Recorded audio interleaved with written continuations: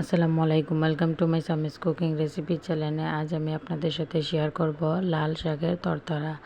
আপনারা যারা লাল শাক দিয়ে শুধু তরকারি রান্না করে খান না, তারা এভাবে তরকারি রান্না করে খেতে পারেন আমার টিপসটি ফলো করে, তাহলে এর স্বাদ বুঝবেন। এই যে এখানে আমি তরতরা রান্না করানোর জন্য নিয়েছি মাছের মাথা, আর এখানে আমি লাল শাক ধুয়ে কেটে নিয়েছি।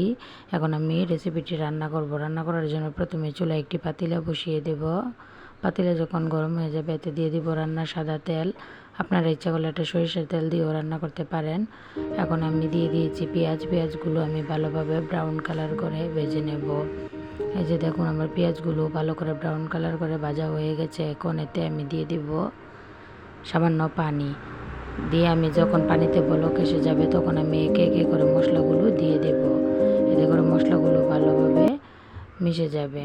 এখন এতে আমি দিয়ে দিব স্বাদ মতো লবণ, দিয়ে দিব হলুদ গুঁড়ো, মরিচ গুঁড়ো এবং ধনিয়া গুঁড়ো দিয়ে আমি মশলাগুলো ভালোভাবে কষিয়ে নেব।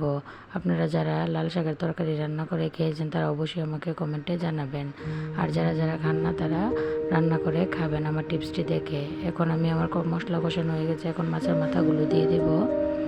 দিয়ে এখন আমি মাছের মাথাগুলো ভালোভাবে কষিয়ে নেব। এই যে দেখুন মাথাগুলো কষিয়ে নেওয়া হয়ে গেছে। এখন এতে আমি দিয়ে দিব ধুয়ে রাখা লাল শাকগুলো দিয়ে আমি ভালোভাবে নেড়েচেড়ে একসাথে মিশিয়ে একটি ঢাকনা দিয়ে ঢেকে দেব, কেননা আমি লাল শাকের পানি দিয়েই শাকটাকে সিদ্ধ করে নেব। এতে আমি এক্সট্রা পানি আর দেব না। আপনারা এভাবে রান্না করে বাড়িতে খাবেন।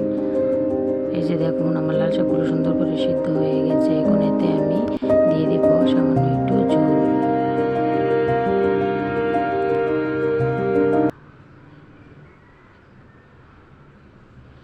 এই যে দেখুন আমি এখন সামান্য পরিমাণ পানি দিয়ে দিয়েছি, একটু ঝোল করে রান্না করব। আপনারা চাইলে শুকনাও রান্না করতে পারেন, তবে এভাবে ঝোল করে রান্না করলে অনেকটা মজা লাগে। এখন যখন এতে বলক এসে যাবে তখন আমি ধনেপাতা এবং কাঁচামরিচ দিয়ে নামিয়ে নেব। রান্নাটি খুবই সহজ, আপনারা এভাবে রান্না করে খাবেন। এই যে দেখুন আমার তরকারি প্রায় হয়ে এসেছে। এখন ধনেপাতা আর কাঁচামরিচ দিয়ে আমি তরকারিটাকে নামিয়ে আপনাদেরকে দেখাচ্ছি যে কতটা সুন্দর হয়েছে। যারা শুধু লাল শাক দিয়ে শাক রান্না করে খান তারা এভাবে তরকারিও রান্না করে খেতে পারবেন। এবং কার কার এলাকায় এই লাল শাক দিয়ে মাছ দিয়ে রান্না করাটাকে কী নামে বলেন অবশ্যই আমাকে কমেন্টে জানাবেন। আমাদের এখানে আমরা বলি লাল শাকের তরতরা। এই যে দেখুন আমার তরতরা রান্নাটা কত সুন্দর হয়েছে। আপনারা যে কোনো শাক দিয়ে ভেবে রান্না করে খাবেন, তাহলে দেখবেন শাকের চেয়ে এর স্বাদ আরও দ্বিগুণ এবং খেতেও খুবই লোভনীয়। আসসালামু আলাইকুম।